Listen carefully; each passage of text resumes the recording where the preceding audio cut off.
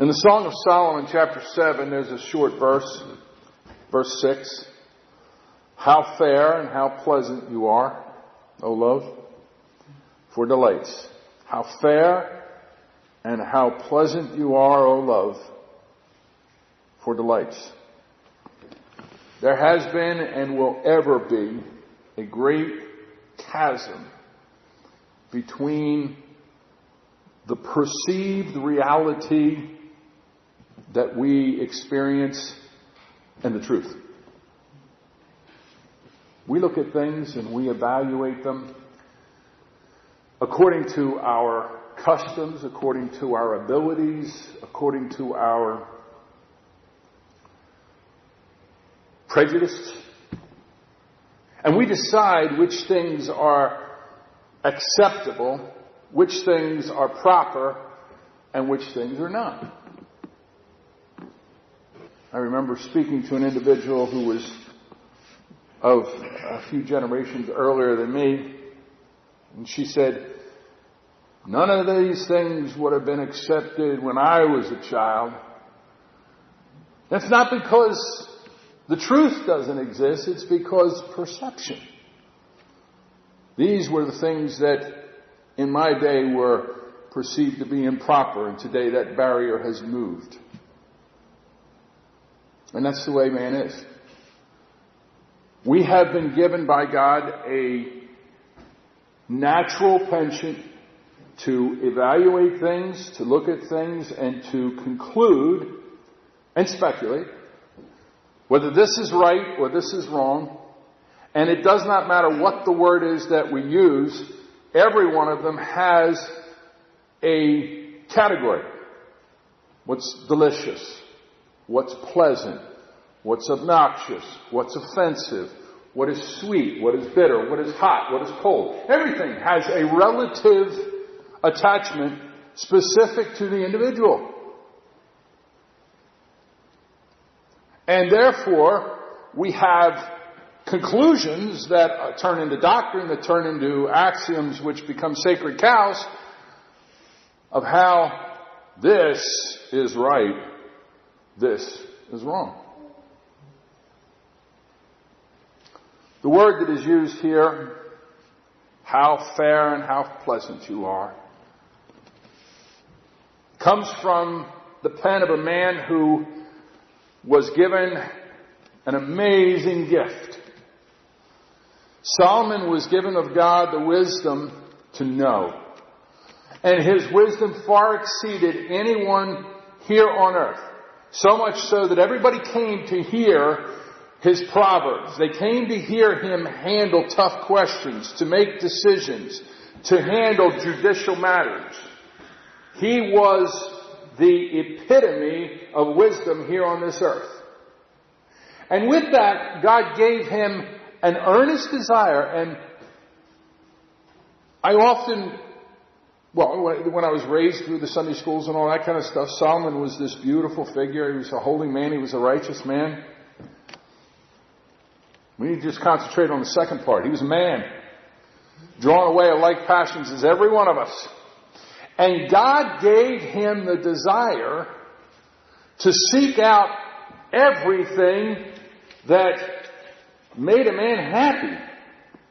Now, there again, we have an amazing little word there, happy.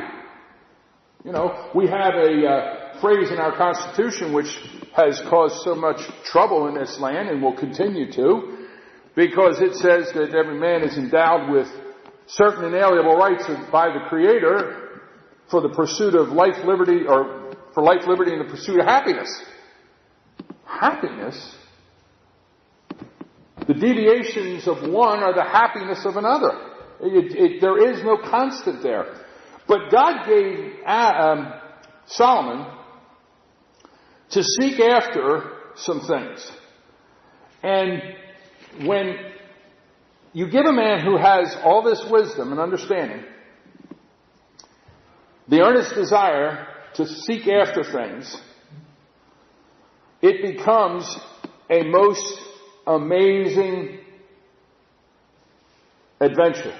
And I gave my heart to know wisdom, and to know madness, and to know folly. And I perceived that all of this was painful to my spirit. You know, this is time where you put a little smile on your face and say, well, why didn't you stop? The man goes to the doctor and says, it hurts when I do this. Well, then don't do that. But he gave himself to know all these things, and he found out that it was painful. For in much wisdom is much grief. And he that increases knowledge increases sorrow. He gave himself to know all the things that made a man happy. He gave himself to know what made a man sad, what man delighted in. And the reason I'm laboring on this is because God gave this individual the understanding, he didn't do this blindly, the understanding to search out the inner recesses of the heart and mind of man and investigate every dark crevice there is. Every black hole there could possibly be. And as if someone might say, well, you're making that up, we go to the book of Ezekiel, and Ezekiel goes and takes a light with him, and he digs a hole in the wall, and the Spirit says, and what do you see? He says, an abomination. He says, I haven't seen anything yet. Dig another hole. What do you see? A worse abomination. You're going to see greater than that. Dig another hole. And whereas this sounds like a good castigation of the Jewish nation and their religious sentiments, I believe Ezekiel was being shown what the truth is about the natural man, about Adam. And those dark recesses where greater and greater abominations dwell is what Solomon saw and Solomon understood, and Solomon loved many women. Ain't no blame to the women.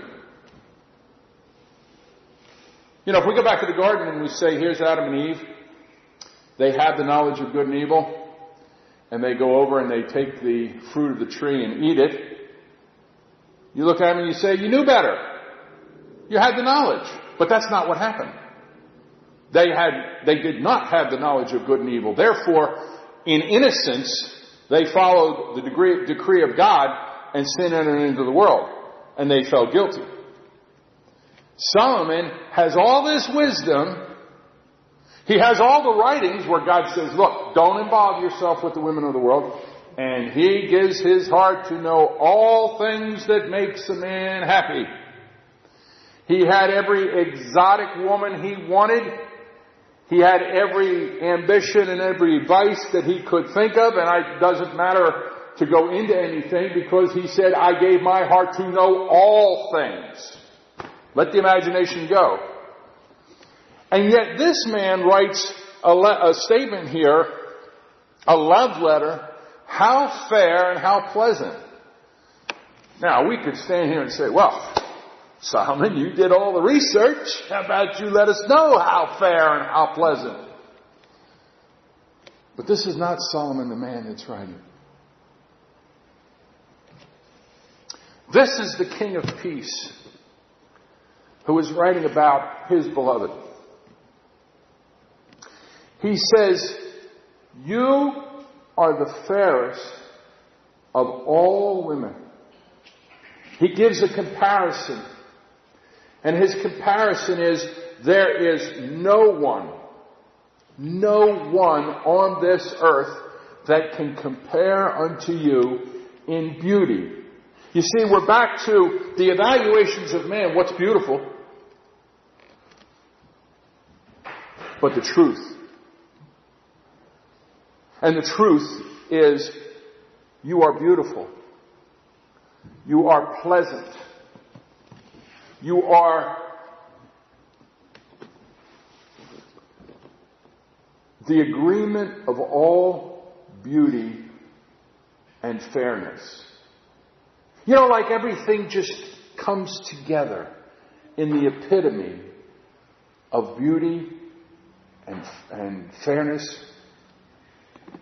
You are fair and pleasant. Is this God looking down and saying, I've waited a long time for you people to get it right. All those years with them people in the wilderness, all those years with the temple, the sanctuary, and all this stuff, finally, you got it together? Not in the least bit. Not in the least bit. Because he says there is no spot in you. No defilement. He didn't say, hey, you fixed yourself up nice. A little makeup there, you look good. No. The epitome of beauty. The perfection of cleanliness. Because she is bone of his bone and flesh of his flesh. To consider anything in a diminished capacity of this beloved, who is the bride, who is the church, who is his body, is to consider that there is a blemish in him. As I said before, we go back to the garden and we see God created man in his image, and he created male and female, created he them, showing that the bride was always in Adam until the time that God separated them. And that's the type. That's the perceived reality. What's the truth? The truth is that she has always been in the beginning. She has always been in eternity, one in him. So it's not a matter of you have made yourself fair. It's not a matter of you have gone to your charm school and you have cleaned yourself up and you look real nice and you grew up and all that kind of stuff. It's an axiom that is stated by the King of Peace. Now, if we back up into chapter 6 there's verse 13. Return, return, O Shulamite. Return that we may look upon you. The question is, what do you see in the Shulamite? The answer is, as it were, a company of two armies. Now, I bring that up because the King of Peace is the one who is writing this letter. Solomon, the King of Peace.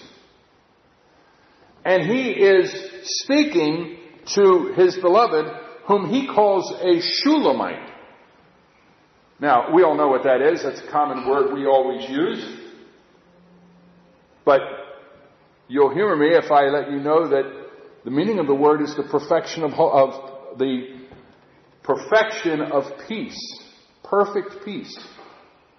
The King of Peace desires to look upon the perfection of peace because of what she has done?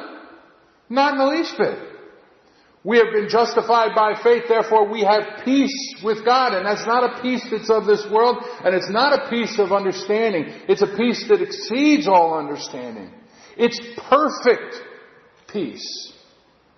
The King of Peace looks upon perfect peace, and he says, I see, as it were, the company of two armies. Now, there have been those who have thrown a little dispensational arsenic on here and said, oh, that's Old Testament, New Testament. There are others who have said, well, that is the old man and the new man. Well, I beg your indulgence here, but how do you have peace when you have the old man and the new man involved? There's enmity there. And Paul said, I find a warfare going on. So that can't be what that's talking about. What about the gospel and the mystery of the gospel? Because later on in the chapter, we are told that we have a younger daughter, a younger sister. The mystery of the gospel, that all nations should be partakers of the same spirit and the same promise. But this is a majestic, grand display, as it were. You know, you've seen the parade, you've seen the banners go down. Well, this is an array of banners and streamers and just a great host. An amazing group of people. How amazing? John said, I saw 7,000 redeemed by the Lamb. Then I saw a host which no man could number, redeemed by the blood of the Lamb. Well, if they've been redeemed by the blood of the Lamb, they're at peace with God. And if they're at peace with God, there has never been a time when they were not at peace with God, which is the perfect peace. This is the Shulamite. You are perfect. There is nothing wrong with you. You tune in any station and you're going to hear somebody wants to tell you what's wrong with the church. And anybody who wants to ask what's wrong with the church, I'll tell you right now, you want to see what's wrong with the church, you look at the members that are shown here on this earth. And every one of them who have been taught of the Spirit is going to say, here's the problem right here. It's Adam. Because I can't control him. I can't find any peace. I can't find any comfort. That's because the reality of this illusion of existence is not the truth.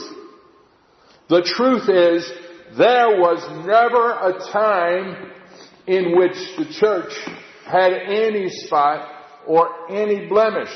And when he put on the breastplate of righteousness and the helmet of salvation, and he finished the work before the foundation of the world, before time began in eternity, so she was granted to be adorned in the fine linen, pure and white. She never sat off to the side and waited. But there was a time when she was obscured. There's always a time when she's obscured. In the time of this existence, awake. Awake. Stand up. Shake off the dust. You know the old saying, if you run with dogs, you're going to get fleas. Well, she has been made partaker of flesh and blood, and dwells amongst this earth, dwells upon this earth. And in the time appointed to the Father, he calls to her. He says, awake, put on your beautiful garments.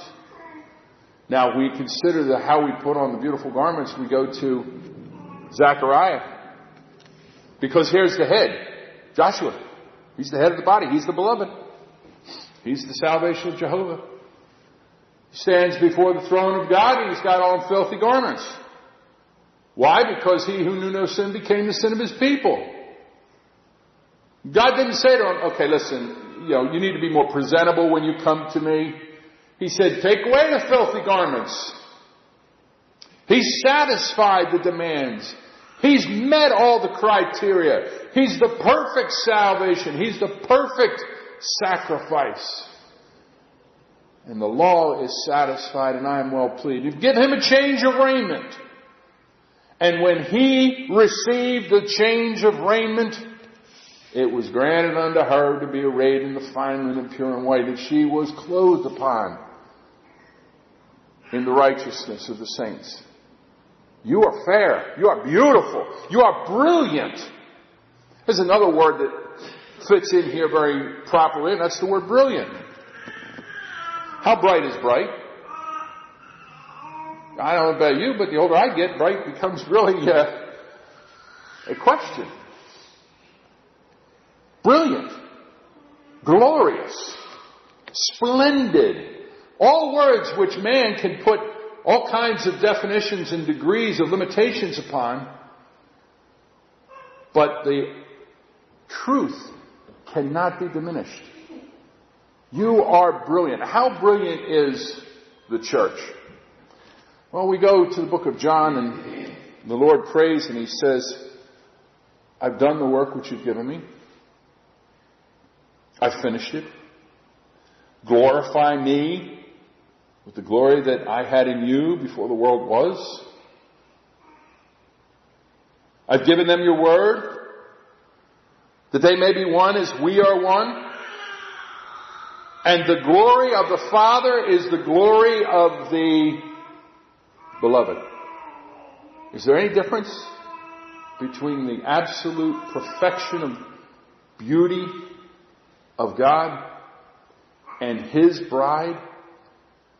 Not if they were one. There could be no difference. Isaiah tells us, look unto the rock from which you were hewn.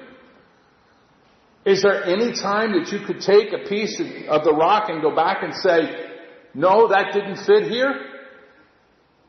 You go back to the rock and you say, no, it doesn't fit here. You got the wrong rock. You take the chip off the block and go back to the block. It fits in the chip. Or the chip fits. And it's identical to the composition and the manner of that block. Look unto the rock from which you're hewn. The church is no different. She is the brilliance and the glory of God. She is the radiance of His righteousness. And she is the beautiful agreement of all comfort. Amos asks a question. He says, can two walk together unless they be agreed? Many have taken that verse and have said, we all have to come together on this. We all have to be of the same mind in this matter. We need to talk this over and come to a resolution so we can walk together. But once again, that's not what Amos said. Coming into agreement is not being agreed. Being agreed is a state of being, not a state of mind. The bride here, how fair, how pleasant you are, O love. The beauty of agreement.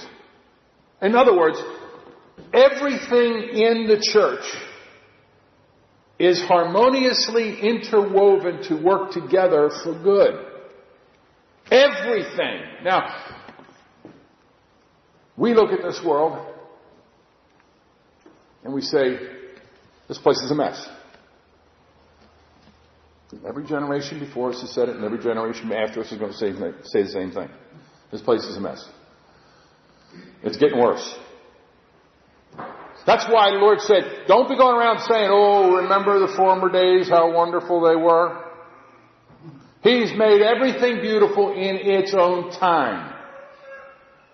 He, the same power that spoke everything into existence, decreed that this earth should be empty and without form. Then He fashioned it specifically to bring forth all things necessary, especially earthen vessels. One which has been outfitted for destruction, the other one who has been foreordained unto the glory of receiving the eternal seed. Don't ask me why, because I don't know. But I do know this was His will. The Revelation tells us He created all things for His good pleasure. He told the beloved here, my desire is upon you. I am my beloved's and His desire is towards me. He created all things for His good pleasure. He created Esau. He created the crooked serpent. He created the winds, the waves. He created the trials, the hardships. And He created the earth and sustained it until such time as it was necessary to destroy it. He set the times of our habitations, the boundaries and the limitations, and He didn't do it because He's a man with an ant farm to see how He can make us react. He did it because my desire is upon you, a child of grace, being made subject to this vanity, to see the emptiness of this world, to realize this is painful. There's nothing here that is profitable. There is nothing here that sustains. It is sorrow. It is anguish. And to constantly desire the time when it's over. And it will be over. It will be over when the labors that have been assigned have been finished and the time appointed has arrived. And you know what? There's not a person who can change it. Not a person who can amend it. This is the way that God has decreed all things for His good pleasure. And by the power of His will, He brings it together, brought it together, and has ordained it, and has caused it to be harmoniously interwoven together. It doesn't take much to look and say, I don't see how this works together. I don't see these two factions coming together. As we spoke earlier, I don't see these two events suddenly changing course, as it were, and resulting in something amazing. We don't have the mind of God. We don't have the eyes to see what God has decreed. And in Adam, we don't care, because he has put in our minds the cares for the things of this world. And that's why we look on the things that are temporal. That's why we judge all things by that which is temporal. That's why we can say, oh, you see this here? Well, this that was an aberrance a few years ago, we're going to say is beautiful now. But when it comes to the axioms of the absolute nature of God, the beauty of His holiness, the perfection, He says, I have done all these things, made you subject to this vanity, put you through these trials, laid my hand on top of you, and pressed down in tribulation. I have done all these things because I love you, and I want to show you that love. This is beyond understanding, because it doesn't make sense. Like I said, we go back to the perception of reality, but the truth stands. And the truth stands that she is adorned in the righteousness, His righteousness. She is one in Him, and there is absolutely nothing wrong with her. The words are used many times through this book. This fair, and pleasant. And he constantly, back and forth, she refers to him, he refers to her. And he says to her, he calls her the fairest among women. And I don't like that, because it sounds like here's a group of women and she's in the middle. She's the fairest among the women. But what it means is that take all the women of all the centuries, of all time, of all creation. They don't compare to the beauty of the bride of Christ. That's the comparison that Paul said when he said, I was lifted up into the third heaven, and I saw things that I don't have the words for. And if I had the words, you couldn't understand them. And if I had the words and you understood the words, you couldn't understand what I saw, because it's unlawful for man to see the beauty of the holiness of God. That's why it's so difficult when we look at these testimonies. Ezekiel chapter 1, I saw these visions of God, and they give all these amazing creatures. And this is the way Ezekiel was given to relay it to us. The fact is not, oh, we've got a cow here, and we've got an eagle here, and we've got wings over here. That's not the point. The point is the all-inclusive nature of our God. There is nothing outside of Him. And if everything is contained within our God, what of His bride? Is she inferior? No. She is one in Him. This examination that we hear going on, which is depressing. It is. A young man stood here a number of weeks ago, wanted to tell me what was wrong with the church. I'll tell you what's wrong. As a good friend of mine said, I wouldn't want to be a member of any group that would have me as a member. There's your answer. But you know what? There's nothing wrong with the church. There never has been, and there never will be. By the grace of God, the Spirit give us that comfort. By the grace of God, Lord, the Spirit give us that understanding. I tried to sit and think about this once, and the headache was pretty good. The tapestry of the curtains of the tabernacle All those little threads going through, back and forth, back and forth. And every now and then a red one went through. And then a blue one went through. And on one there was the image of a cherubim. But I was looking at that one thread. You know, if you were standing back and the tabernacle was in front of you and all these curtains, you couldn't see that thread. You couldn't see that little red thread in there. You couldn't see the blue thread. But they're there. You couldn't see how each one of the threads came together, how they were interwoven, what their placement was, or why God put them there. But the fact doesn't get changed that they're there. And everything that goes on in our lives, everything comes to pass, is part of the thread that He has interwoven into our lives. I know that's a great pat on the back for self-assurance. See, I have a place in the universe. If a child of grace, I am known of the King of the universe. And I have been loved by Him. And that eternal love has decreed what is best for me. And He has caused me to walk the path that He has given me. And He has given me the labors that are necessary according to His will. No unemployment here, by the way. And He has done all these things